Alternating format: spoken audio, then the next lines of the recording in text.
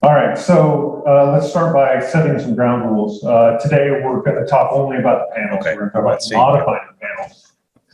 Anytime you come in and modify panels, sometimes you have to come back and modify footings. There may be alternate ways of doing it. We're just going to talk about what happens to the panels. I'm also not going to go into the investigation of how you figure out what's actually in the panel. We're going to assume that you can figure that stuff out. We're assuming that the panels aren't experiencing some overload conditions yet. This is, not an investigation. This is what would happen if I'm asked to create an opening in a panel or create an opening in a panel with vertical load. We're going to strictly limit ourselves today to talking about out of plane panel behavior when you create an opening. There are serious changes that happen to panels when you create an opening and weaken their in-plane stiffness. That's outside of our scope. And we're going to use ACI 31819 to talk.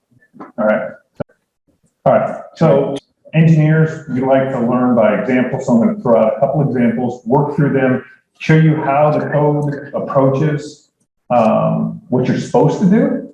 And then we're going to talk about what I think general practice is and how it varies from what's actually in the code. So the first one is a typical joist bearing panel. Somebody asks you to put a 10-foot wide opening in it. So, whoops, did it again. It's a pretty straightforward problem statement, something that I've done many times in my history. I'm going to show you the numbers so that they're in the slide deck, but we're not going to dive into the numbers in great detail. But this is pretty much a typically loaded joist panel. So we've got essentially a uniform loaded panel, and we're going to throw a 10-foot opening. Now, I gave myself, because these are made up problems, I gave myself a wrinkle. I've got a very, very skinny jam there, 18-inch jam. Again, one of the possible solutions here would be, let's just see if we can slide that over and make the next panel reinforced rather than trying to make an 18-inch jam work. But because I like making my own life difficult, and I thought a bit of an extreme example would give us something to talk about, I'm stuck with the 18-inch panel. So looking first as a solidly designed panel, according to 31819, with the joist loading that I've given, I come up with reinforcement number 5 to 10. Okay, so that's my vertical rebar that I get to play with. Now, when I cut this opening, I've got an 18-inch jam. I can basically guarantee that I've got 2 vertical bars in that, but that's it. I might have a 3rd bar in there, but I'm not going to count on it unless I do really a lot of testing and convince myself that I've got it. So I'm going to work with 2 vertical bars in an 18-inch jam with a 10-foot opening. Anybody who's done any of this intuitively knows it ain't going to work, right? The existing panels, it's done for. So how do you approach solving that problem? So there's a number of ways we can do it. And as engineers who generally work for owners and contractors on issues like this, cheap, fast, those are the answers that you want. Even if something's a little cheaper, but if you get in and out in a day or 2, that's the right solution versus something that's like a pure refined design and giving you the calculated least,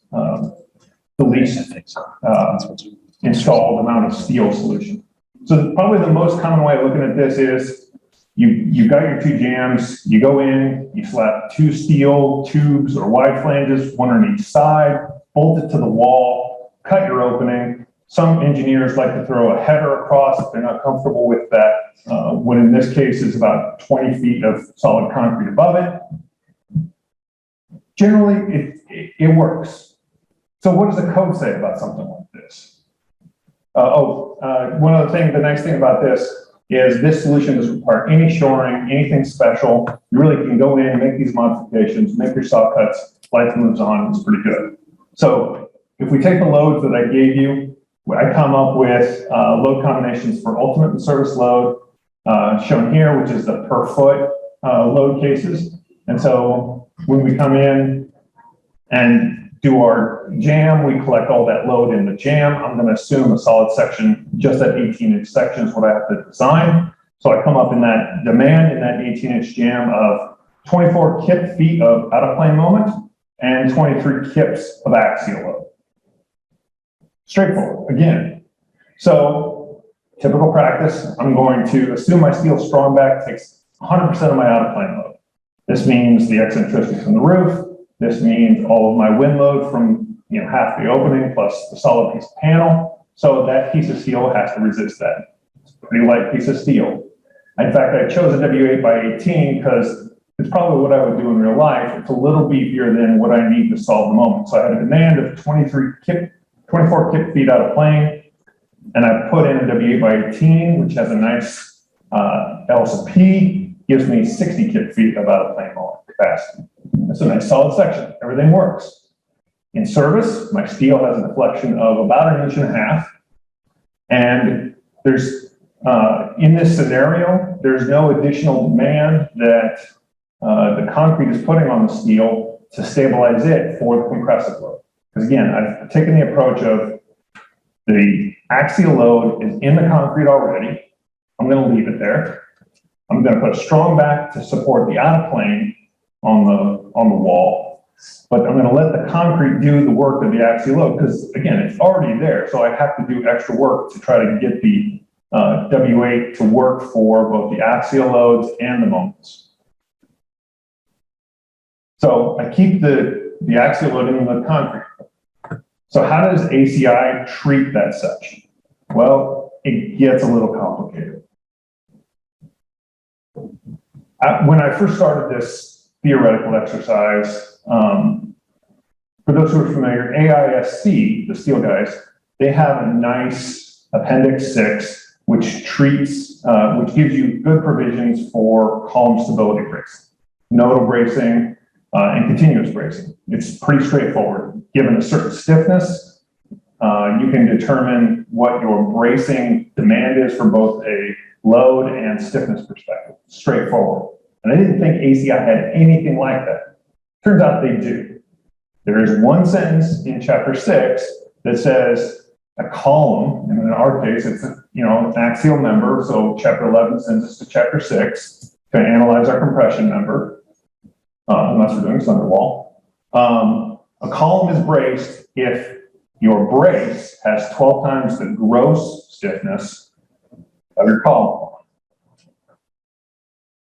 That's a lot, right? The gross section of your wall, even my W8 by 18, or my 18-inch wide jamb on my 8-inch panel is going to have a big gross moment of inertia, and then 12 times that for a strong back is going to be a big member. So how big? A W12 by 136. Wow. I think we'd all say that's pretty impractical. Will it work? Yeah, it's going to work, right? But the other thing is, ACI doesn't tell me that I have to, my bracing member, it doesn't tell me that I have any demand on it, right, to provide that stability. It just says, if it's there, it's stable. AISC says you have both the stiffness, but also a demand that puts on your strong back. So my W12 by 136, which works, I'd have trouble picking it up, slamming it up against the wall. I'd have to put extra anchors just to hold the piece of steel up. So I'm not going to do that.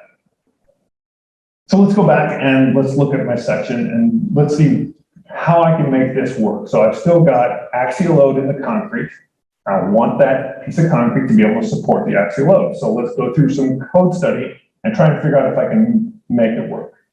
So whoever wrote the chapters in ACI, he drove me a little nuts. It could have been that it was like 11:30 at night when I was trying to figure this out. But chapter 11 says your required strength is per chapter 11.4, which is how to calculate the demand, which is basically the second order effects.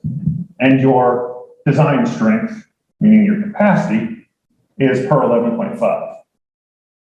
Again, required strength, demand strength, it's not super clear, but adding the word, so if I figure out my demand, I can use 4 different sections to determine what my second order effect is going to do to my concrete. And we talked pretty significantly already about 11.8, but I've also got my inelastic method, my elastic method, and my moment magnification method. Then for my capacity, I can use simplified procedures. I can use the column axial moment curves, or I can use slender wall. So 664, the moment magnification, the elastic method, and actually the inelastic method, I didn't correct that slide. They use basically Euler buckling formula. So the formula for moment magnification uses delta. Delta is a factor of the percent of your applied load, your PU, over a factor of 0.75 times P sub C. P sub C is basically your Euler buckling. In my case, my 8 by 18 column that I have, the concrete element, it has an Euler buckling capacity of 18 kips. So I have a demand of 23, I have a capacity of 18. No. So that knocks me out of 6.64, 6.7, and 6.8. Can't use those. That leaves me with 11.8 to determine my my second order effects. As Trent and thank you, John. I looked right at you, couldn't come up with your name. It's the way you wear the name tags, right? As Trent and John have said, slender wall is very prescriptive. There are rails that you want to stick to if you're going to use slender wall. So does my steel strong back concrete wall fit within these tighter guide rails?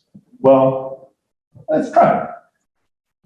My axial load, 23 kips, it's around 3.5% F prime C. So, okay, that works.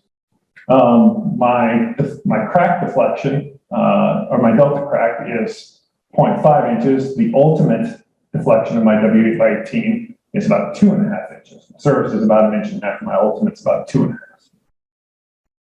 That, kind of says it's going to be close. What about phi m greater than n cracks? 2 bars. No, it's not going to work, right? So I can't use slender wall and I can't use moment of magnification. So I'm stuck because I can't calculate the capacity of my concrete elements to take compression, at least not with the code. And use our intuition, but the code doesn't allow us. So how else can I do this? Well, I could say that the steel strong back takes 100% of the load, out of plane and vertical. It's a reasonable assumption. I got to do a couple extra things. So instead of a few bolts staggered on my strong back, I might come in and put a heavy duty connection at the top, either key it in or do something like 6 or 8 bolts to take that 23 kips at the top. And then if I don't want to tear up the slab and dig down to the foundations, I'm going to do the same connection at the bottom in my 18-inch wide panel. It's reasonable, right? And if I look at that, my W8 by 18, because I oversized it, came up with a practical size, it actually works, demand capacity. I can actually make the steel member work. That's great. It's a reasonable solution and it works. However,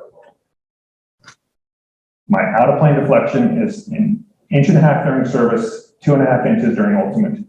I'm going to crack the panel. I'm going to probably crack the panel pretty severely because my steel is more flexible than what my panel was originally. If you went back to the first slide, you would see my service deflection in my solid panel, because I was much less than 2/3 in crack on my service loads, my deflection was around 1/4 inch. Meaning my panel is now going to see a ton more cracking. And remember my skinny little 18-inch jam that I'm trying to saw cut, and because my contractor is perfect, he never overcuts that hole, so I don't introduce a horizontal crack there, but I can almost guarantee you that the top of that leg is going to crack off right there, or at least going to try to crack right there. So it's unsightly, it gives you that call back. So even though my 8 by 18 solution works, right, it's pretty flexible. So in coming up with what I was going to talk about today, I did reach out to a number of engineers. I reached out to Trent, I reached out to Karen Hand, who's also on the ACI 551 committee, about how did they approach this.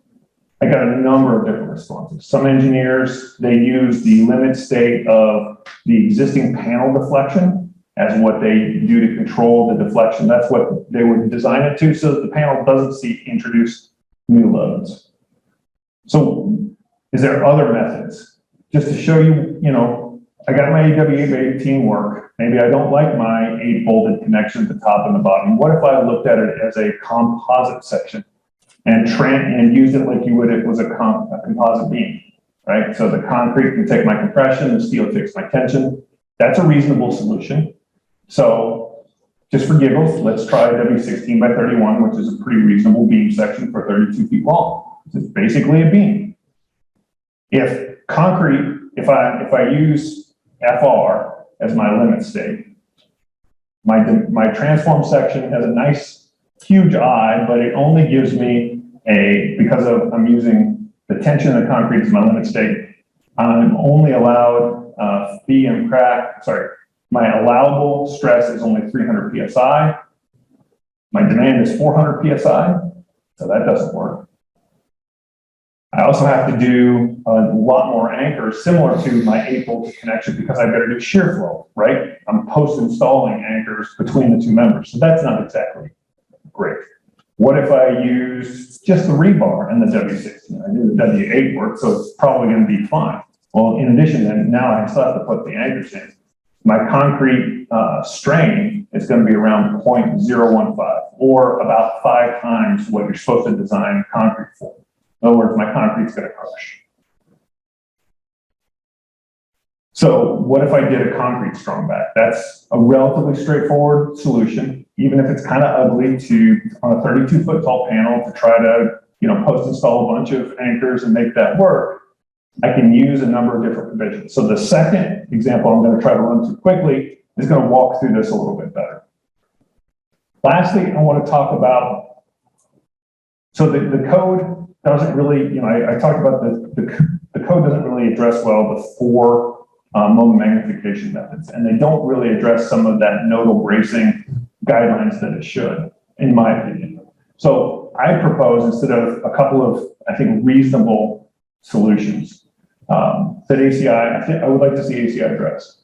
One is the stiffness limit shouldn't be 12 times the gross section. That's overkill for a slender wall. They should use something like 12 times the cracked stiffness of the wall. That's going to give you a lot more reasonable number. Or if you're not comfortable using that limit, also put in another provisions for either 4 times the gross of the remaining section, or to try to limit it to what the panel's already seen in terms of deflection. In other words, the panel's going to behave roughly the same way it does now. The strongback needs to have an applied out-of-plane load. If you're trying to make a concrete work, the panel needs to have an additional out-of-plane load that your handle that gets imposed on it. And we can kind of use our intuition here. I was talking to Mark a little bit earlier about this, the Euler buckling provisions. I've got a piece of steel back there. That piece of steel is not going to allow my panel to have that catastrophic, inelastic buckling failure. It's going to prevent it, but I still need some code provision to give me rules for what to do with my concrete. I also need, I'm designing concrete, so I limit my concrete strain to 0.3%. The other provision is that as the axial member, I want to account for the deflection I'm getting from my strong back, but I don't need to do any second order effects because I'm already accounting for that in my steel design. So if I take the approach that I talked about previously, and I check my W16 by 36, which I think is still a pretty reasonable section, I get a capacity of 240 kip feet for my strong back, and I get a axial capacity of 300 kips. So it kind of matches your intuition of, I've got a stiffened concrete element that can't really buckle.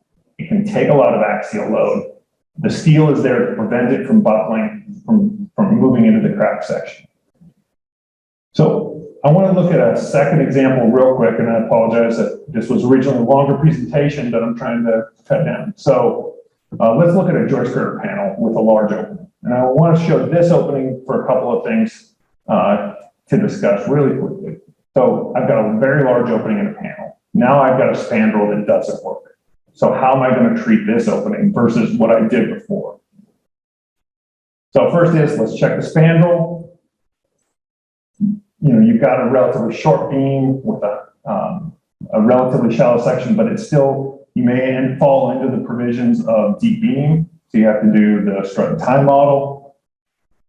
Looking at mine, my example, I have the high girder reaction, which gives me a demand of 138 kip feet. My unreinforced shear section, my VBC over 2, is at 35 kip feet, and my cracked moment capacity is 244 kip feet. Looking at my demand over on the right, my VU exceeds PVC over 2, which means I need shear reinforcement.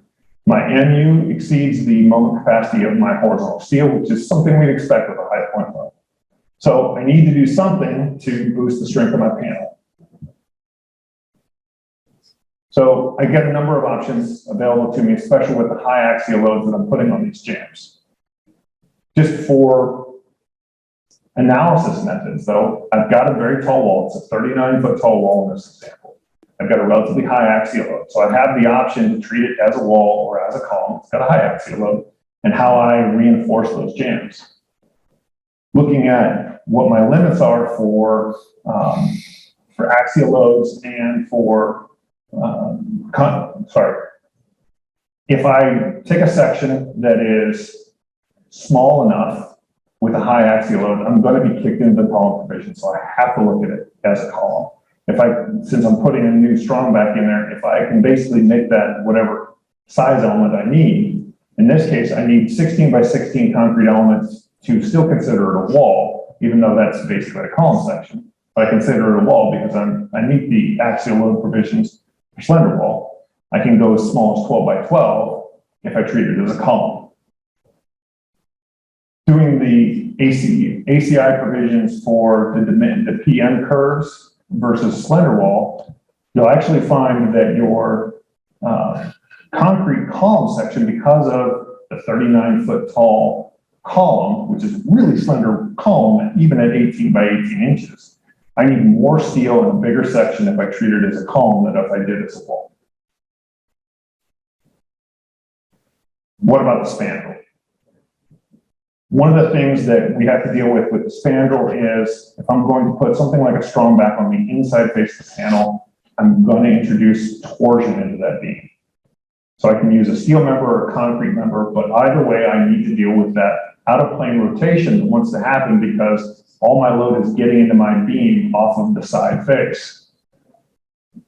So in all of these provisions, I would want to have, whether it's a steel or concrete, I want to have something to brace the bottom of that panel to keep that panel from rotating. That's going to take out my torsion. I can design either as a steel member or a concrete member. If you're, even with the kickers, if you're wanting to help resist torsion, you'd be looking at something like a 18 by 6 tube. If you want to strictly design it as a wide flange, you're looking at something like a W21. Now, what's the vertical deflection limit? ACI does not have a vertical deflection limit for an element. Like, let's say if this were a masonry lintel, you could all probably come up with that number. It's L over 600 less than 0.3 inches. For concrete, there is no provision. So let's look and see what would happen if I put my W21 in there. Well, my spandrel has an I gross of 352,000.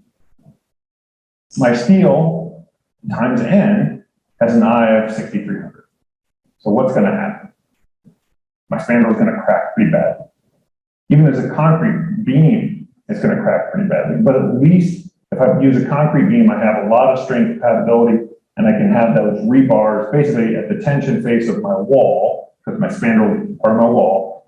I can have that take up a lot of my tension face and take out some of that more severe cracking.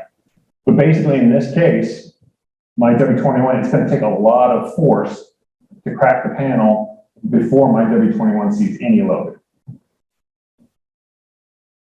So I apologize, I ran through a couple examples very quickly. I wanted to thank the folks at ACI Committee 551 who I pestered with,